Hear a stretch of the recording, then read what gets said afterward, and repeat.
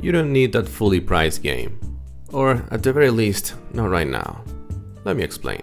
We're living in an era where new games are dropping constantly. Seriously, it feels like every time you blink, there's something fresh to play. Just look at the recent releases. Donkey Kong Bonanza, Silent Hill F, Sonic Racing Cross Worlds, and so many others.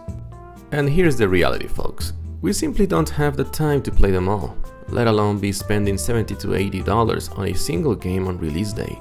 Especially when that game can still be enjoyed years down the line. So instead of that immediate full price purchase, why not consider a different strategy? Perhaps an indie game at a much more accessible price point? Or, and this is a big one, dive back into your existing backlog. Your gaming backlog isn't shrinking, it's pretty much expanding daily. And it's not going to get smaller unless you actively engage with it. And for those AAA titles you're keeping an eye on, just wait. These games aren't going anywhere. They're from established developers. They'll be around for a while.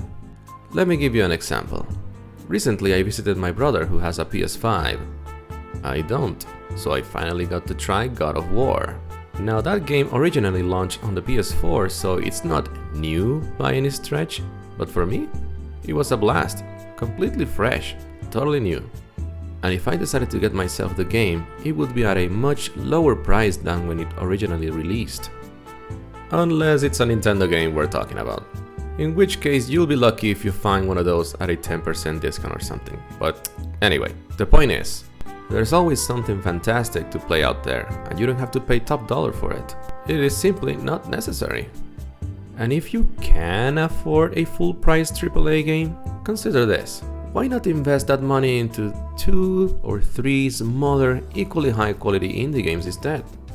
Or if you're like me and your backlog is extensive, we're talking about around 700 games here, just start playing through it. Pick one, give it an hour or two, you'll either discover a gem you want to finish, or you'll say, okay, at least I tried it. Next. I know the hardest part is always getting started, but trust me, once you build that momentum, you won't stop. So give it a shot. Dive into your gaming backlog or explore those lower-priced indie titles that often surprise you with their quality. That's just my perspective, of course. What do you all think? Let me know in the comments, and you know the drill. Like, subscribe, and all that jazz. Much love, and see you next time.